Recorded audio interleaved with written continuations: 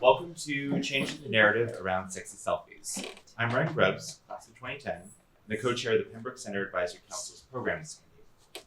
On behalf of the Pembroke Center for Teaching and Research on Women and the Brown Women's Network, I'm so happy to welcome you to this Commencement forum.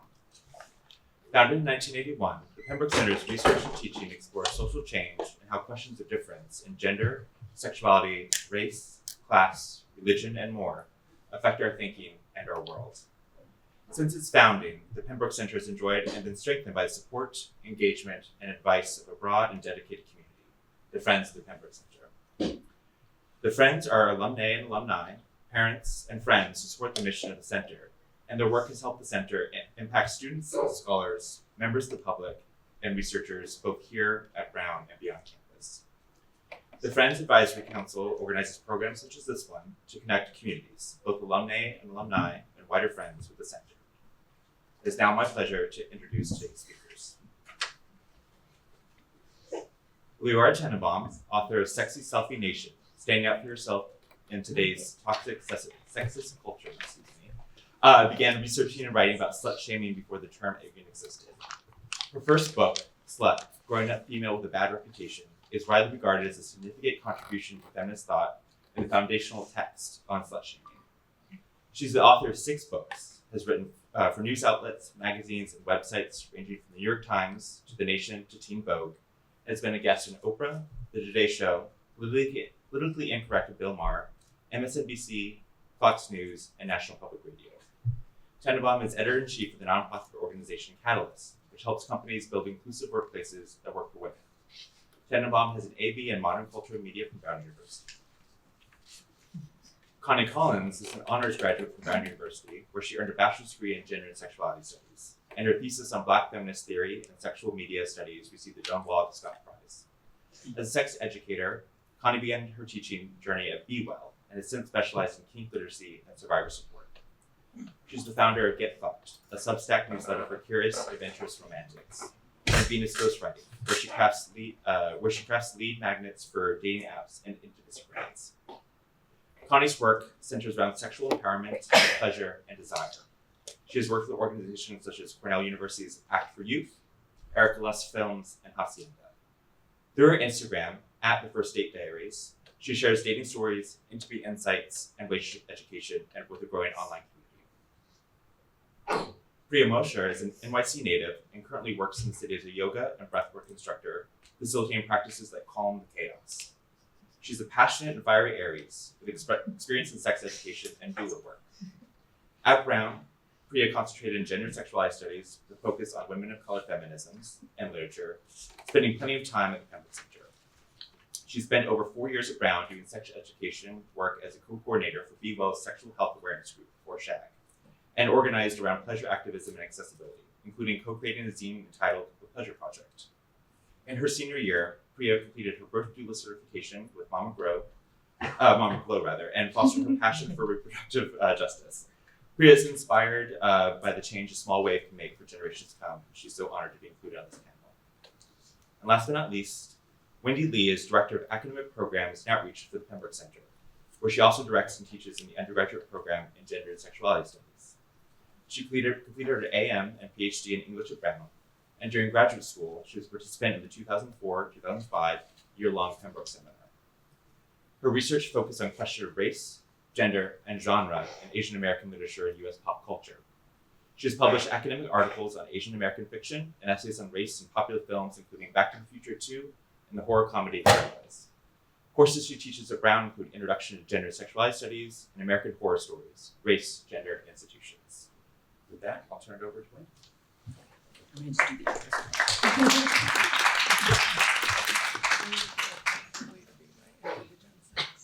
I'm just going to do the introductions. Can you all hear me? Okay, now. Okay, I will just hold the microphone at this awkward angle. So welcome again, everyone, and thank you for getting up early during commencement weekend. And as I said before we officially started, especially those of you who were at campus dance last night, braving the cold and enjoying the festivities on the green. It's a pleasure and an honor to be here. One of the classes that I teach, as Ryan mentioned, is Introduction to Gender and Sexuality Studies, which I've always taught in this building and often in this very room. So I feel like this is a sort of, it's not intro to gender and sexuality studies, but it is, I think the discussion today will be very much in line with the kind of conversations that we have in a course that's technically a lecture course, but often includes quite a bit of discussion in which students connect the theoretical and scholarly reading that we're doing for the course to things that they see in the everyday world and experience. So I'm really looking forward to the discussion we have today. And I just want to highlight a couple of things and provide some scholarly context. So I will profess a bit as a professor of gender and sexuality studies, but I wanted to highlight the intergenerational nature of today's conversation. Before we started, I asked Leora, I was like, do you identify as part of Generation X? And she said, maybe. So, and I'm sort of, I guess, also Generation X. Like Generation X is the generation that, like, was very ambivalent and was sort of people worried about our lack of ambition. So we're also ambivalent about our generational category. So today we have what we might jokingly call an elder Gen X and me, a mid Gen X, and two members of what has come to be known as Gen Z. And so we look forward to this intergenerational conversation that connects critical insight as well as everyday experiences, which is very much in line with what the Pembroke Center and Gender and Sexuality Studies do. So just a couple things I wanted us to keep in mind as we dive into Leora's book and a conversation around it today is thinking about how the problem or the idea that it's a problem that there are images of women circulating in the world and they're sexualized is hardly new. That John Berger in 1972 published Ways of Seeing, which discussed representations of women as nude subjects in advertising in European art from Renaissance to the present, the idea that women were primarily seen as images to be represented.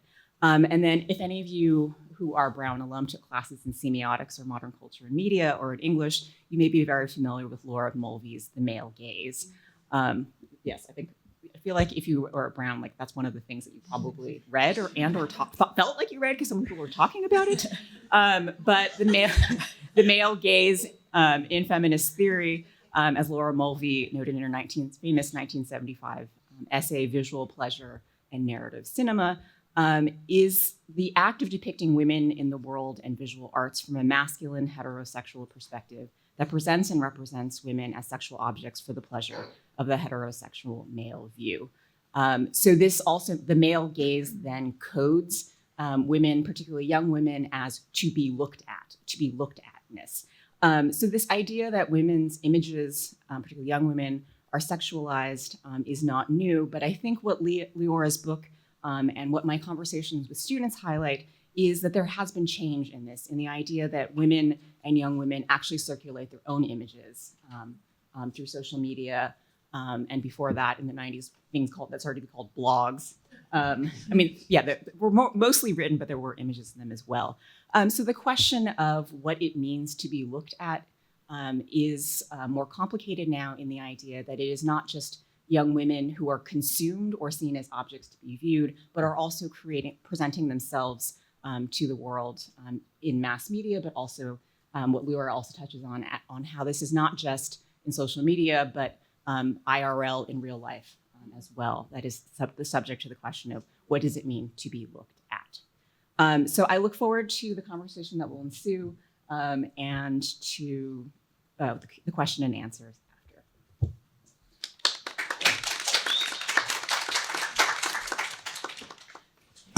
Good morning. I'm going to take a quick poll. Do we have any parents here this morning with daughters? Okay. Raise your hand if you've ever worried that your daughter was dressed inappropriately or posted a selfie that you thought was too racy. Okay. If you are a young person who presents as feminine, raise your hand if you've ever been told by a parent, another family member, a teacher, or even a stranger that your clothes or your selfies were inappropriate. One final question. Has anyone here ever been told that you are the one to blame if you have experienced slut shaming, sexual harassment, or sexual assault because of what you were wearing? Okay. you are all in the right place. In Sexy Selfie Nation, I show that critiques of young women's clothing and selfies are misguided, even harmful.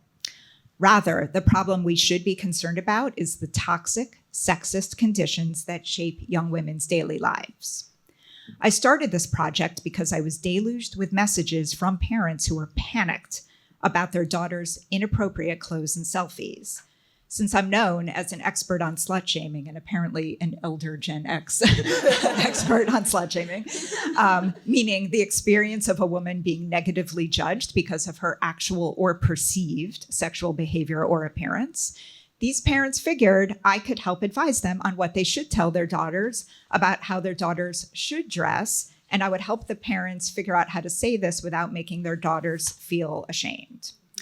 One mom said to me, "You're a feminist. Aren't you horrified that so many young women are objectifying themselves?" Another direct messaged me, "I keep telling my daughter to change her outfit and delete her bikini selfies, but she won't listen. What should I do?" So I realized the only way that I could actually help these parents would be to speak to the young people themselves, to speak with them directly. And I ended up spending 6 years talking to them, young people ages 14 to 30, and I created a safe space for them to open up to me about their decision-making, about their clothing and their selfies. And what they told me again and again and again is that generally they are not trying to be sexy, and generally they don't even think about their attire as having anything to do with sex. Rather, they are standing up for themselves and taking ownership and autonomy over their bodies.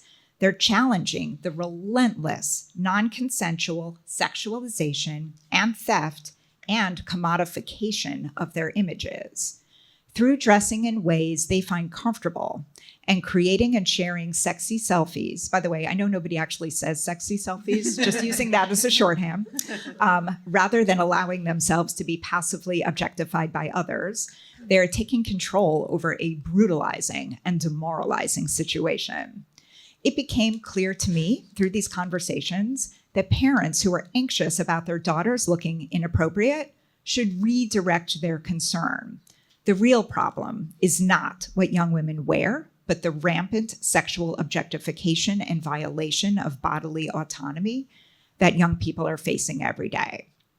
And I want to add that I view the experiences of young people through the lens of slut shaming. Slut shaming matters because when people are dismissed as sluts, hoes, or thots, thought isn't, if you're not familiar, it's an acronym for that hoe over there. They are denied care and compassion in a variety of situations, including when they're sexually harassed, when they're sexually assaulted, and when they need birth control and abortions, among other situations.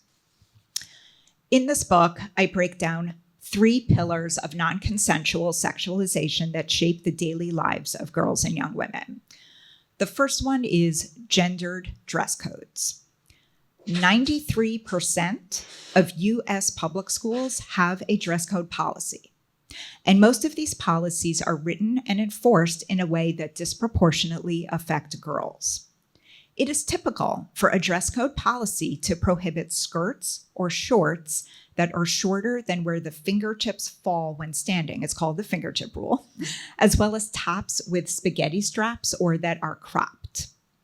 Dress codes make girls' bodies the center of attention and suggest that girls' bodies are a problem and must be covered up. Schools have created an environment in which teachers and administrators scrutinize and comment on girls' bodies. Ick, yuck. Girls are growing up being told by authority figures, their teachers, that their bodies are shameful and distracting.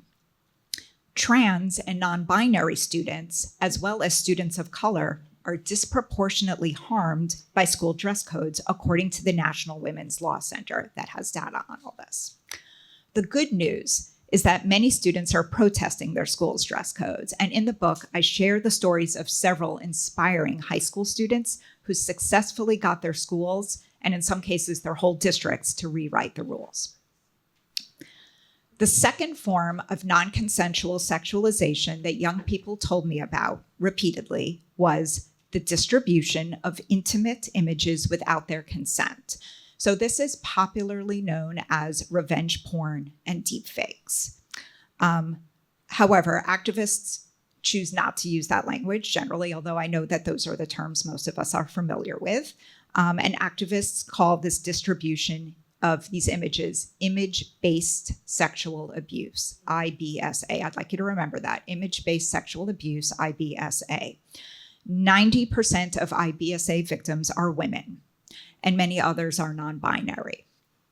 Tech companies, advertisers, and credit card companies accrue tremendous profit from this abuse of women. In the book, I share the experiences of a number of victim survivors of IBSA and the actions they're taking to regain ownership over their bodies. And by the way, every single one of us here is at risk of IBSA because of an image of our face can be digitally attached to a sexually explicit photo or video like that. This is known as a deepfake, and activists also call this a form of digital rape. 40% of students know of a deepfake image depicting someone at their school. Last week, the Take It Down Act was signed into federal law, criminalizing so-called revenge porn and deepfakes. This law offers victim survivors a mechanism to force websites to remove intimate content shared without permission and to hold accountable those responsible for distribution. This law is an important step forward and a big win. Activists had been working on this for 10 years, and we should all celebrate that survivors are being heard, but this is a Band-Aid solution, not a structural solution. There still is no real deterrent to discourage this abuse in the first place, and it also places the burden on victim survivors to take action after the fact. So we all need stronger protections. I served as an expert witness on a lawsuit involving 3 OnlyFans content creators. So OnlyFans is, for those of you not familiar, is a platform where, among other things, people can monetize, they can sell sexually intimate images and videos of themselves. So this lawsuit involved 3 OnlyFans content creators whose images were published without their consent on a different website. In the book, I relate what happened to the plaintiffs who stood up for their rights against a Goliath of a tech company. And I'm talking about this because I want to point out that for those who choose to monetize their images, it is crucial to know what can go right, but also what can go wrong once you make that decision of monetization. But no matter what, all of us deserve protection from predators. And the third form of non-consensual sexualization that young people repeatedly shared with me was their experiences after being harassed or assaulted. They are told, even today, even after the Me Too movement, that they were asking for it. We all know in this room that the reality is that no outfit can protect you from assault. But not everybody sees it that way. And I also want to add, in my home state of New York, the state Senate just passed a bill to hold predators accountable when they sexually assault someone who is intoxicated. Believe it or not, in New York and in many other states, intoxicated victim survivors don't get their day in court and are denied justice. And I'm raising that issue because, like being told that you were asking for it because of what you were wearing, it's another example of being blamed instead of supported because of the mindset of slut shaming. In the book, you'll find the stories of young people who are standing up for themselves, challenging school dress codes, image-based sexual abuse, and victim blaming after harassment and assault. And you'll also find stories of young people standing up not just for themselves, but for everyone. There's a lot of exciting activism happening right now around the country, and I hope you'll be inspired and will join in. And I conclude with very specific actions that young people can do to protest these appalling conditions and to keep themselves safe, and also to make all of our lives within this environment meaningful and joyful. Because remember, there is nothing wrong with feeling good about your body or taking and sharing intimate images. Sexuality is not the problem. The problem is the violation of consent. Thank you.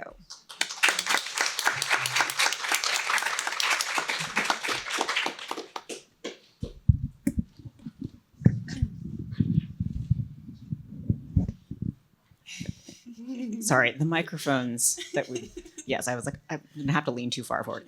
Yes, okay. So the technical challenges of doing these panels. Okay, so I'm gonna ask a few questions that are primarily directed at our two recent alums of and I'm very proud to have known them when they were students and now to still be in contact with them as they help change the world for the better. So the first question, and you're going to recognize I'm being very academic. It's going to be, there's a prelude and then the actual question. So sexiness now, it's complicated. So sex positive movements have changed cultural norms and attitudes around sexuality and arguably linked sexiness to power and empowerment. And yet, being sexualized against your will persists or perhaps has escalated online in real life. So Connie and Priya, what do you think about sexiness? And I use that's in quotation marks, like that's also a very gender and sexual, things are in quotation marks, sexiness is in quotation marks.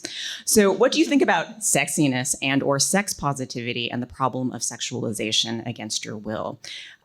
So now, and that's the first question, and it's a multi-part question, as is the habit of academics. How or to what extent has being sexualized against your will and or sex positivity informed your decision making about how you express yourself and present yourself in real life and online? And finally, how might this have informed the work that you did at Brown around sexuality and sex education? So that's multiple parts. You don't have to answer them all. Oh, well. I can go first. Well, I would like to point out that I deliberated a lot and anguished a lot over what I was going to wear to this panel today. And I think that that's a problem. I was thinking a lot about the original dress I was going to wear had long sleeves. And I was like, that's very modest. It's not too weird. And like, if I expose my shoulders, is that going to be a problem? Why does it matter?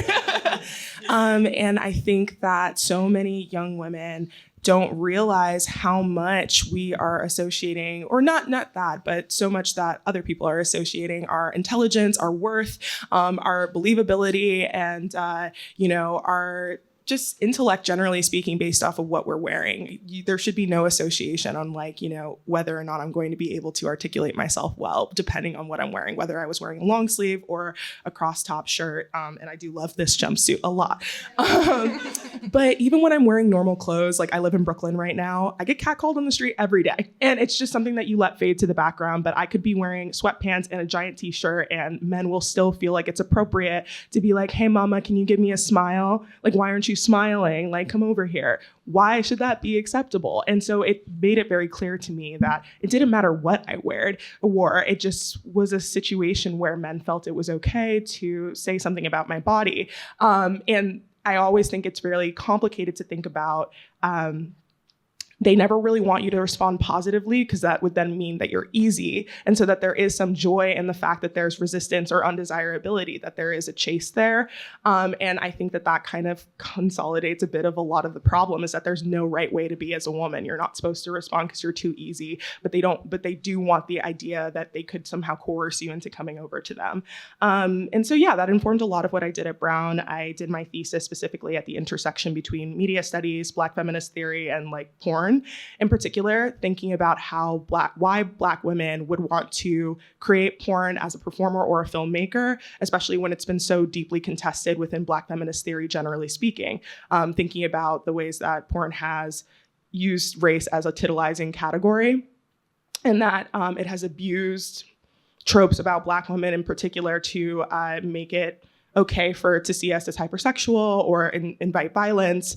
And then a lot of Black women have found that it has been liberating for them to take back control over those narratives. And that's something that has been used to harm us is only a vehicle and could theoretically be used to empower us if we're spinning our own narratives. And I do think that that's why a lot of women clearly, because it doesn't matter what we do. Why would I not take this back for myself? And it does feel really liberating. And I want to be able to look at myself and feel empowered and feel good about my body and not feel as though I have to dress accordingly to other people's standards, or feel as though depending on what I wear, I might be seen as smart or stupid or easy or unlovable or unwanted. All of these sorts of things, like that should not be the pressure that we're putting on young women. I also deliberated what I was going to wear today. And for some reason, it's always the shoulders. Yeah. And I feel that way in dress codes as well. They're like, you can't just show your shoulders or else someone will get distracted. And I don't really understand why that's the case. But I think that going off of what Connie was saying, a lot of my work at Brown centered around this kind of question of embodiment.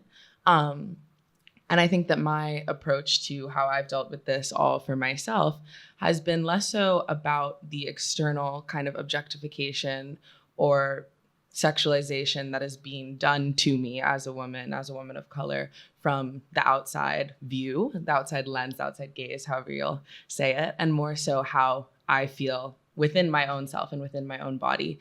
And that is why post-grad with my gender sexuality studies degree, I'm teaching yoga and wellness classes, which at first glance doesn't seem maybe directly related, but it was definitely related to a lot of the work I did at Brown and kind of thinking about this question of how can we kind of reclaim that bodily autonomy from the inside out, and how can we feel safe within our bodies first. And I think that is kind of my answer, at least, that I found to kind of be embodied in oneself, feel quote unquote sexy within oneself through that reclamation, which doesn't have to be inherently sexual at the same time. Like there is also this question of sensuality versus sexuality and just feeling good within your body somehow, if you are a woman or female presenting person, can be seen as you're trying to be sexy, where it might just be like you're feeling good in your body.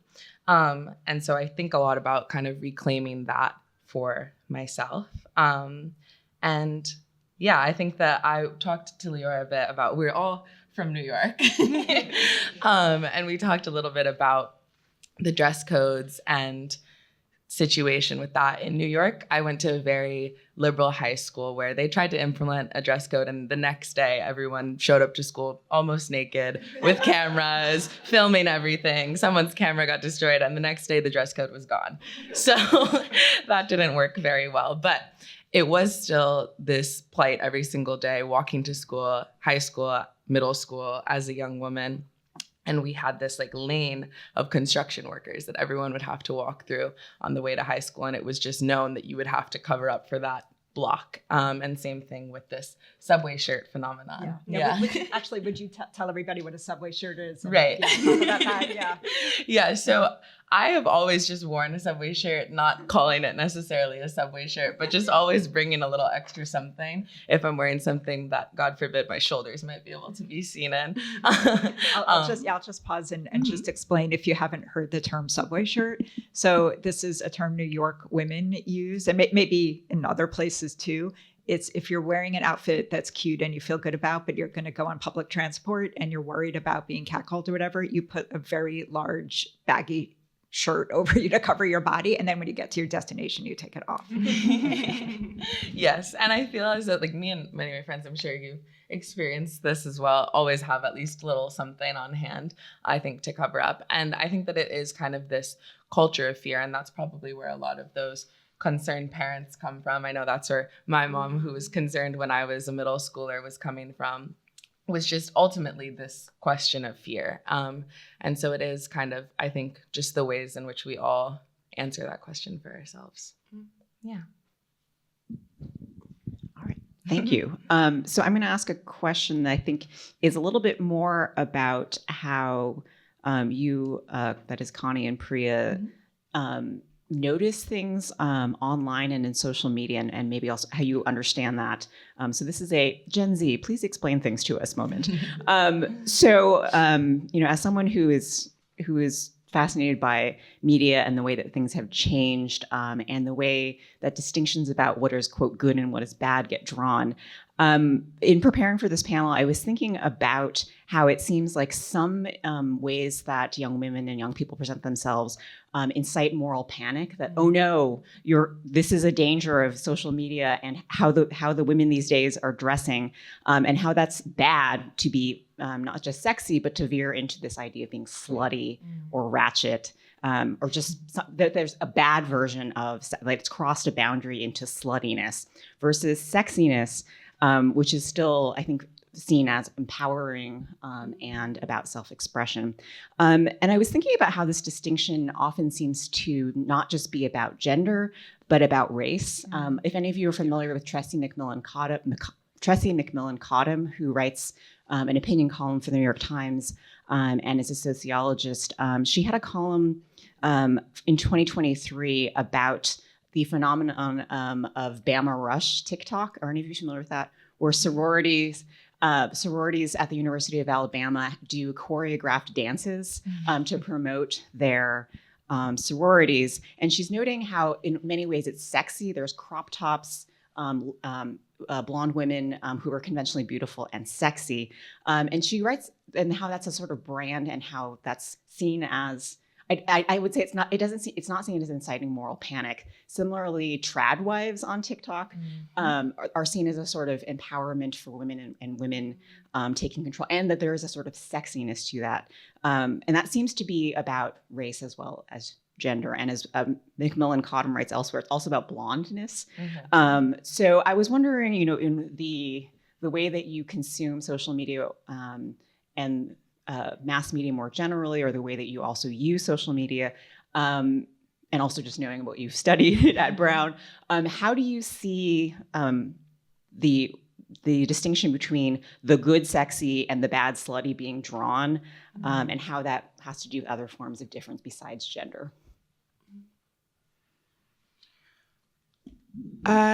It's very complicated and very much has to do with race, definitely. But I will say, while there are incredible contours and contrasts between how Black women are treated online versus white women, I will say that I see more similarities often than not. Not that we shouldn't be making a distinction on how that happens. There's also a trend right now that goes to that song. I don't want to sing it. It's like, if I back it up, is it bad enough? And so a lot of different people do trends to that, guys in particular as well. But there was this one white woman who had posted one and she had a big butt, and everybody was just like talking about BBLs and like BBLification and that, like, why would a white woman get that? And like trying to reclaim that for Black women in particular, and how something like that would be considered ratchet, but specifically usually when talking about a Black woman. But white women also get body modification all of the time in terms of like moving fat to different places, or liposuction, or lip filler in particular. And sometimes that goes uncommented on.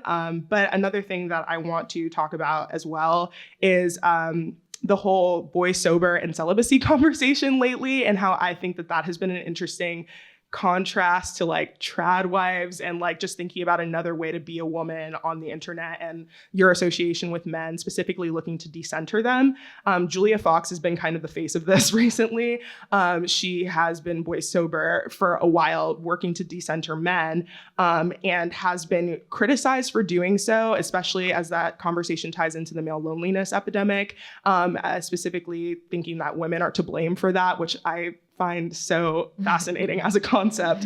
And they strapped her into a lie detector on Vanity Fair recently and asked her whether or not she hated men, and then told her she was lying when she said she didn't. And it's just very fascinating. This is happening also at the same time that Halle Berry posted a recent video with her boyfriend Van Hunt, promoting, this was right after Mother's Day, they were in bed together, and she was like promoting a new like personal lubricant for her brand Respin, and people ganged up on her so badly, saying like, this is a family account, like how dare you, citing respectability politics as well, that it's not okay for a Black woman to be with her boyfriend enjoying pleasure, and they weren't having sex, they were just spending time together, talking about what a lovely weekend they have, but people found it unacceptable. And I want to note that neither of these women are having an easy time on the internet right now. People trash talk them either way, whether or not you are associating with men, if you are quite objectively not being a slut or slutting around or having sex with people, or if you're engaged in healthy forms of intimacy with men as well. And these are across racial lines too. And I just feel like it's difficult. There's literally no right way to be a woman on the internet. You will always get a comment. Like, I post a lot for my account on sex education. I get 304, which if you write that on a calculator is hoe. If you turn it sideways, I get that all of the time. I get called fatherless. My father we're very close. He's very proud of me. He knows everything that I do. Like, he knows I'm a sex educator. I get told that a man will never want to marry me. I also don't want to get married, so I don't really care. But it's just like the vitriol that men feel encouraged to post, specifically with the idea of wanting to tame a woman or to make her somehow conform to their views of how she should act or behave. And I'm fully clothed, like wearing very normal stuff on all of my Instagram videos, though I am talking about pleasure. So it is just, you can do no right. Absolutely. Couldn't have said it better. I think that what I was thinking about as you were talking was this question of sexy versus slutty, to me at least, seems to also come back to this external versus internal debate. Mm-hmm. And I think that when someone is being viewed from the outside and maybe she's feeling like demure and classy and is not deciding to be presenting herself in a certain way online, that's seen as sexy because she doesn't know it, versus when someone is presenting themselves to the world as they are and maybe they feel good about themselves, maybe they feel sexy, then that is often seen as slutty because you're quote unquote asking for it, or you're signaling that you know something about yourself, versus I think that that's kind of this trad wife, or I don't know, the rising trend of conservatism dynamic, where if someone is kind of reverting back to those more shy and conservative values and they don't know this thing about themselves that they could be seen as sexy, then that is when it is seen as sexy from the outside. That's what I was thinking about. I think that on social media right now, like you said, there is not really a way to win, because I think there's a lot of praise in certain sides of social media for decentering men. And for this, I don't know if people have heard of the term voiceover, but I think that it has been like a rising thing of this kind of question of decentering men and what does that look like. I went to this comedy show in New York that was called Voiceover and accidentally got photographed by the New York Times for it. And they asked me when I was there, they were like, "So how long have you been celibate?" And I said, "I just came to this comedy show."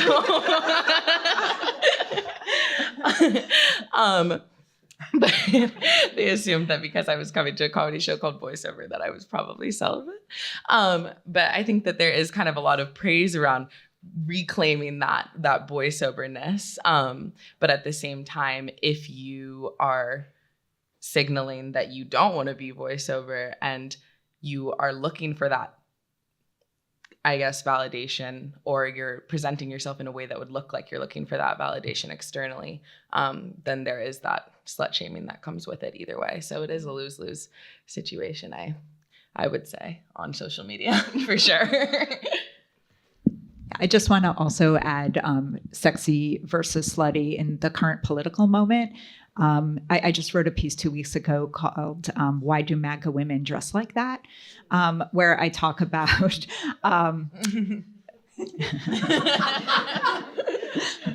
presenting yourself in a way that is sexually charged as a woman when you identify as a woman in this political climate also can be seen as a stance against trans and non-binary people, because it's a way of saying this is what a real woman looks like. And so I just wanted to add that to the mix. Okay. I want to make sure that we have plenty of time for Q&A. I also wanted to add one comment too in terms of social media. And I think what Connie and Priya and Leora's comments have pointed to is if you're just a woman online or in real life, that you are seen as to be looked at, and that someone else will always say what will decide what that means. And I will just share a quick anecdote. And I didn't realize how much this worked on public social media accounts. Most of my social media is private, but when I had a dog, I created an Instagram account for my dog. And so, all the other followers were like dog people and dog accounts. And I was like, oh, having a public Instagram is fine. And then 4 years later, I created my own Instagram account with my own face. And then I suddenly got all these friend requests and message requests from men. Yep. Like, because my account wasn't private, I was like, this is really weird. I'm just a woman on the internet.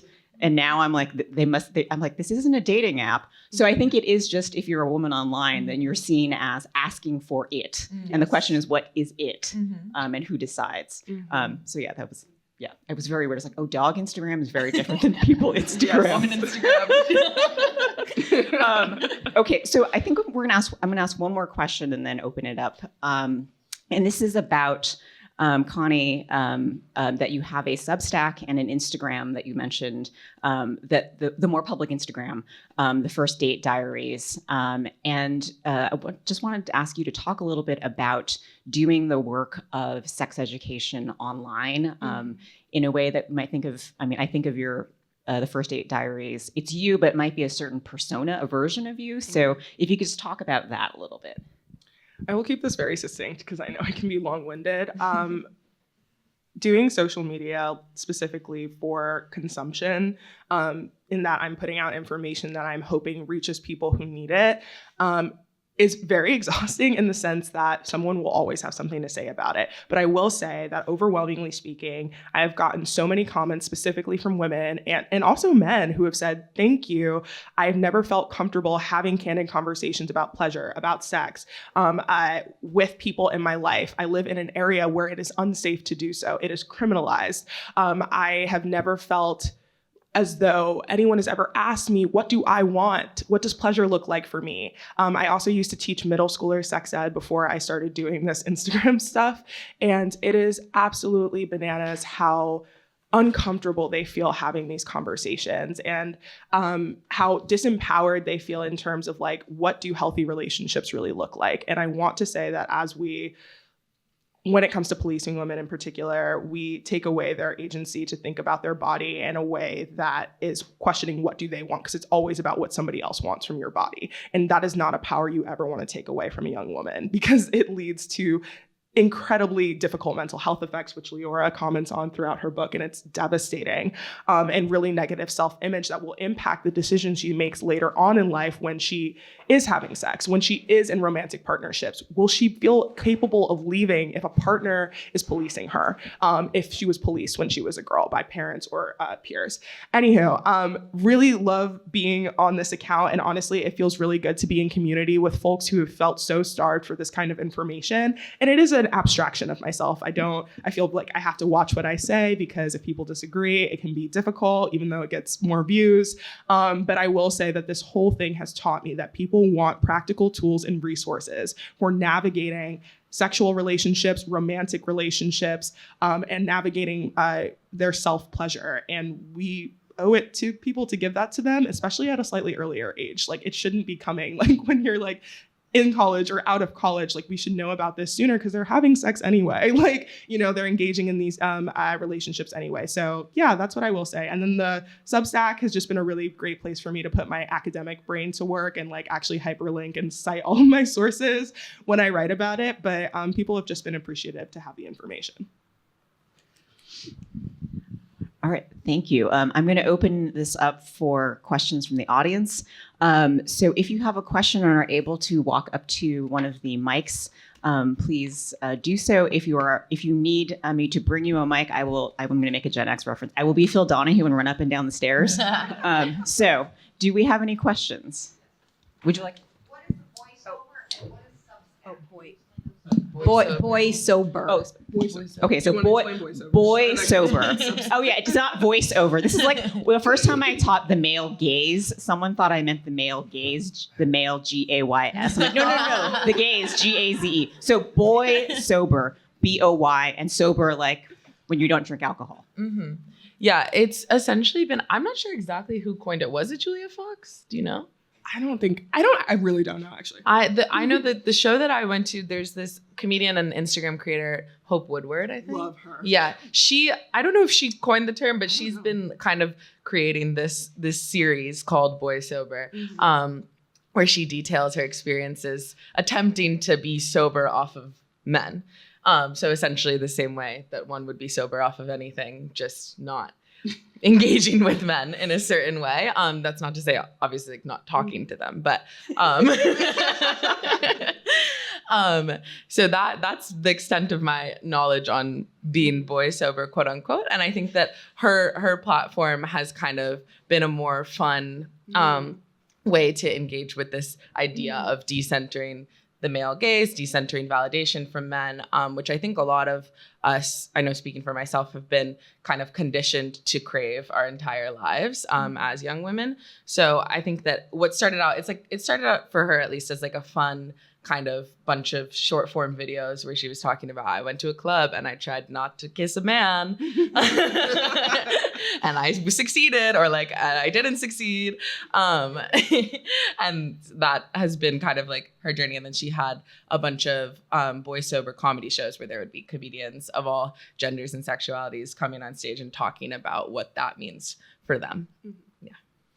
I would definitely recommend also the most recent article that Julia Fox had with Elle. It was an interview between her and Elle, and she goes into detail on what boy sober has meant for her, specifically thinking about who am I when I'm not faking an orgasm with a man? Who am I when I am not trying to present myself for the male gaze? And if you kind of take men out of your life in that way romantically, that might reveal some things about what you want, and what Priya has been talking about, from like exuding that sort of self-positivity inside outward rather than trying to modify yourself for someone else's desire. And then Substack is a lovely app that if you like to read, and if you are tired of normal social media where there are so many reels and you feel like you're doom scrolling in a way that feels unhelpful and you haven't really learned anything, highly recommend that you download it. It is basically like if Tumblr and Twitter had a baby, and everybody who is on Substack has the opportunity to also create a newsletter publication that is monetized, that you can monetize. And so I write a newsletter called Get Fucked, which is for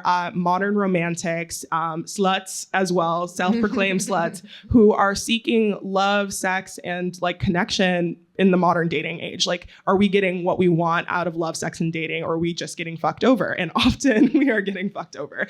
So I write that weekly. It comes out on Mondays. And I did do a recent article talking a little bit about Julia Fox and Halle Berry. And then additionally, the rise of like shirtless male woke content on Instagram, and how like we don't sexualize men in the same way, even though like obviously I'm attracted to men, but I'm not whistling at them on the street. But they're now some of them are using their sexiness and like their niceness to look at to also deliver some like better information about how we should be treating women or interacting in relationships. So definitely keep a lookout on that. Now that I've said it, your phones have heard it, and you'll probably see it soon.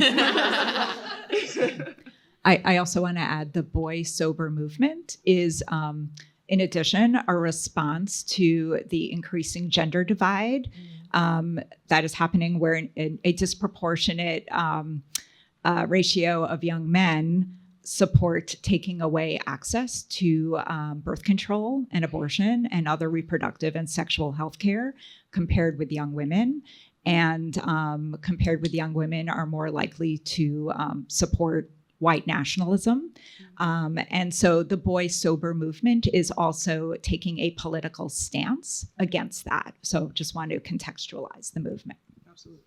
I also wanted to add, I think that the boy sober movement, as it were, is also kind of there's been a rise of kind of celibacy as, or at least that I've seen on social media, as a way of kind of reclaiming your own bodily autonomy, especially for women, as a lot of those rights continue to be reversed or taken away. And I think it's I was just looking it up on my phone to fact check, but I think it's maybe it's the 3H movement. 4B. 4B, Yes. 3H. I was like, I don't know. 4B, super close. The 4B movement that originated in, I'm going to fact check right here, Korea? Yeah, South Korea. South Korea, thank you.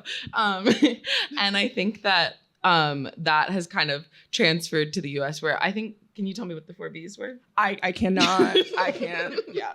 That I don't know as much about. Essentially, it was this movement where women in South Korea were kind of reclaiming their own bodily autonomy, taking back their rights by refraining from, I think it was having kids, having sex, kissing, maybe? I don't know. I think marriage. Marriage. Was one of them. Yeah. Yeah, with men specifically. And I think that people have kind of brought that to the US now and are starting to post about it on TikTok and Instagram and all the platforms as this kind of voiceover movement. All right, we have a question from this side and then a question from the other side. Hi, thank you so much for this. This was so amazing. I am obsessed with all of you, and I'm going to look up everything you've ever written now. And I also want to say I was a gender studies concentrator at Brown. I'm now here for my 15th reunion, and I'm very I don't think I ever asked a question out loud in class when I was a student, and so I'm feeling very proud of myself right now.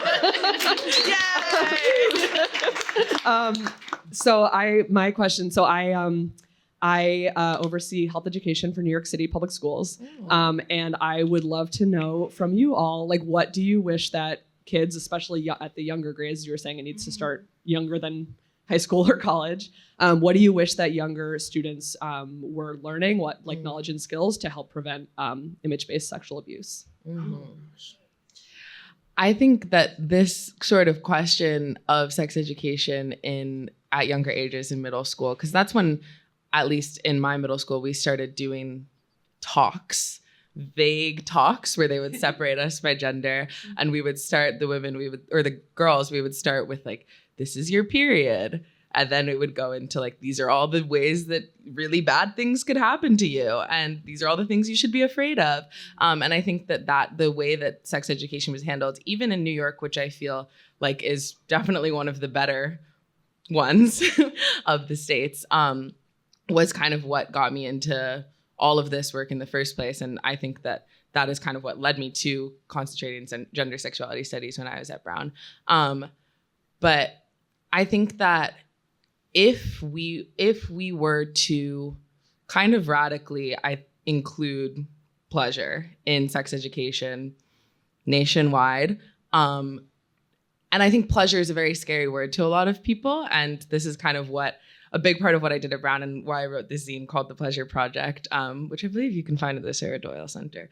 But I think that the word pleasure is scary to a lot of people because a lot of people think that it insinuates sex, or that if you're saying pleasure, you're talking about sexual pleasure. But just feeling good in your body or doing something that you love can be pleasurable.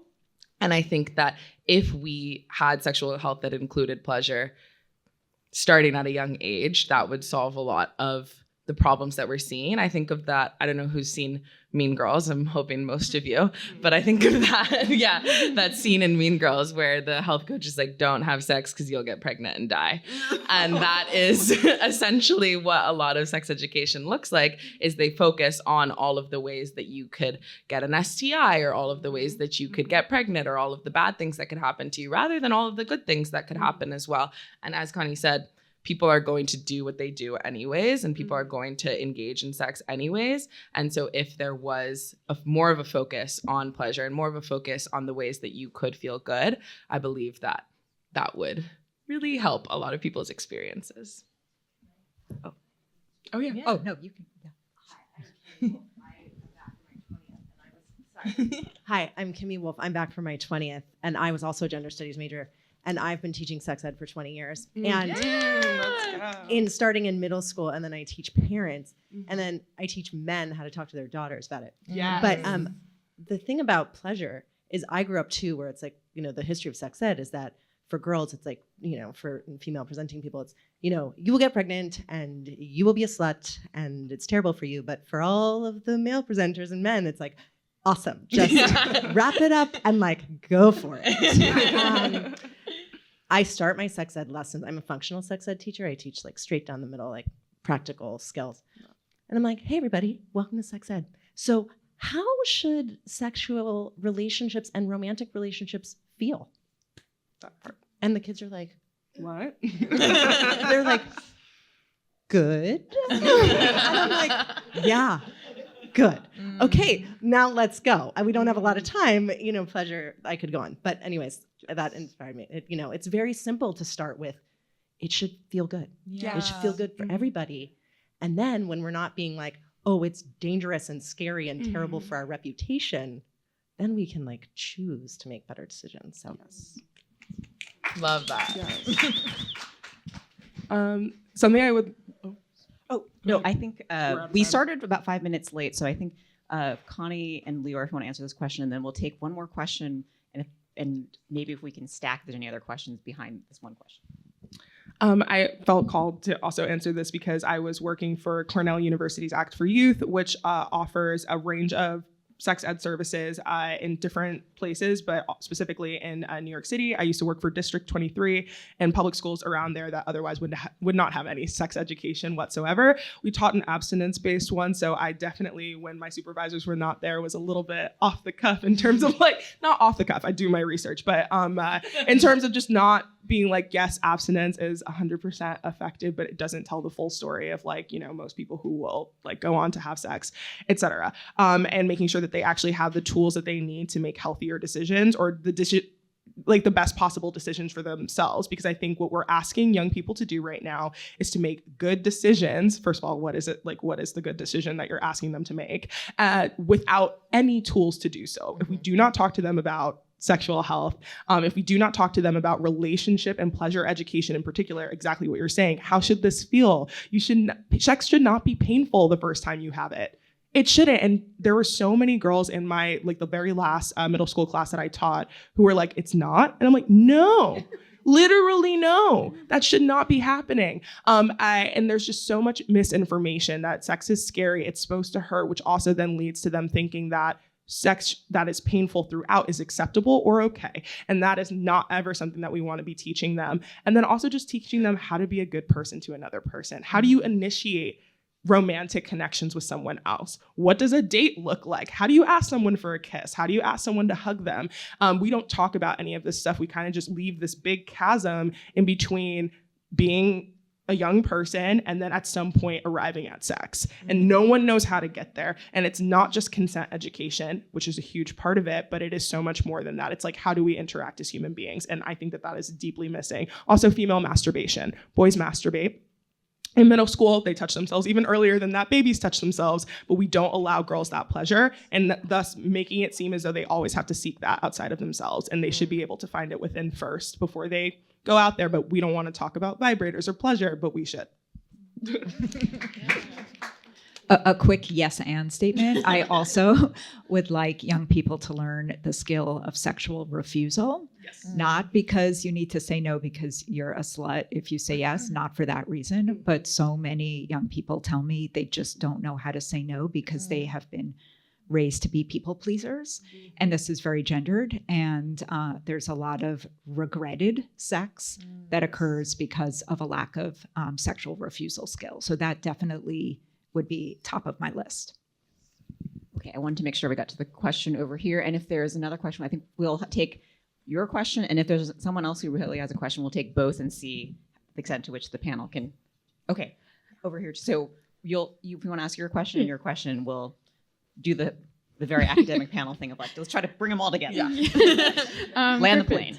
Hi, my name is Nicole. Thank you guys so much for this panel. It's been absolutely fantastic. I know that there's been a lot of discussion about platforms like Instagram or Substacks as places for reclaiming agency and monetizing our voices.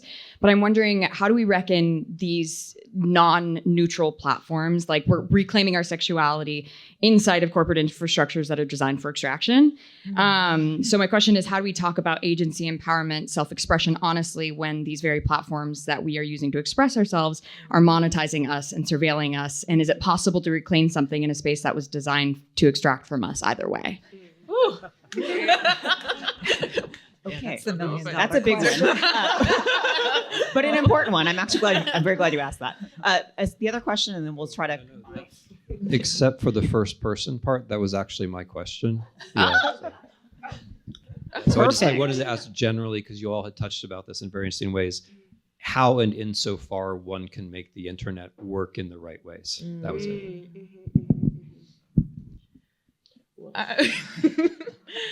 I don't know if I don't know if I personally have an answer to that. I think that maybe we'll have different experiences because I know that Connie has you've a lot more of like an online public social media presence right now. Personally, I always had like a private Instagram because my mom essentially told me the exact same thing about the bikini picture. She's like, well, if you're posting a bikini picture, that cannot be seen by the world. So I don't know. I think that that's a really big question. And I'm going to have to think about it a little bit more. But I think that a lot of the questions that we've been talking about of the external versus internal definitely are all working within this capitalist infrastructure that is kind of the underlying force throughout it all. And I don't have an answer to how to work within that personally. I think my approach to it so far is that there is nothing that I'm looking to reclaim about Instagram. Like that is not, there's nothing to recoup there. Like Instagram in and of itself is a really scary and terrifying platform that allows for so much harm, generally speaking. And I'm just looking to be like a safer place for people to be on the internet. That's literally it. I did not start my Instagram account because I felt like, oh my God, I'm going to change Instagram. Like Mark Zuckerberg has plans for AI that so far exceed like what I can even imagine, in the ways that he's allowing young people to interact with like AI chatbots online right now. If you haven't read the Washington Post, was it the Washington Post? Yeah. Or the Wall Street Journal's recent sort of investigation into what minors can and can't talk about with AI chatbots. That's a whole nother thing. And he's so excited to get to the race of like being on top of integrating AI into one's social media experience, that he doesn't really care what the outcomes of that are. So there's that. And when it comes to platforms like OnlyFans, like there have been other new platforms that have come out like Mint Stars that give 100% of proceeds to creators. They aren't withholding fees and things like that. But I think in order to work well within these platforms is to understand that they were not built to support us. They were not built to I provide a space where we feel like whole beings. I'm just trying to add a little bit of goodness to there where I can. I'm just going to say it out loud. These acts of self-empowerment are not good for women as a class of people. They're not. And it's a question of balancing self-empowerment with collective empowerment. And they're really at odds with each other. So I'm so glad the question was asked. I don't want to take away self-empowerment though. Like we need that, as Connie just said, like it is a way to bring joy and meaning into our lives. What I ask people is when you are exercising this act of self-empowerment, do not forget all the other people and always think about not only yourself, but the collective. And that is the challenge that we need to figure out. There are super specific things that we can do, but that we can't always do. There's so much context collapse, right? So if I were to post a bikini selfie and do it as this like feminist act of empowerment, you don't know that looking at the bikini selfie is a bikini selfie. You don't know anything about me, right? So a way to override that is to always put the image in a context and explain, I am posting this bikini selfie because I am making a statement against XYZ. That's not always feasible. That's not realistic. That's not the way things work. There is context collapse. So when we all leave here today, please think about the fact every time you are taking that act of self-empowerment, don't do it just for you. Think about everybody else and how that might mediate and change your act of empowerment. Thank you, everyone. Ryan is going to close for us. Yes, on behalf of the Pembroke Center, the Center's Advisory Council, and our Programs Committee, hope you'll all extend a tremendous thanks to Leora, Connie, Priya, and Wendy Lee for their time. And thank you all for attending this morning as well. If you'd like to purchase a copy of Sexy Selfie Nation, signed copies are on sale at the bookstore, or you can scan the QR code that's posted outside the room. The bookstore is open today until 8 p.m. and then tomorrow from 8 a.m. to 6 p.m. Enjoy the rest of this very special weekend, and we hope to see you again at a Friends of the Pembroke Center event.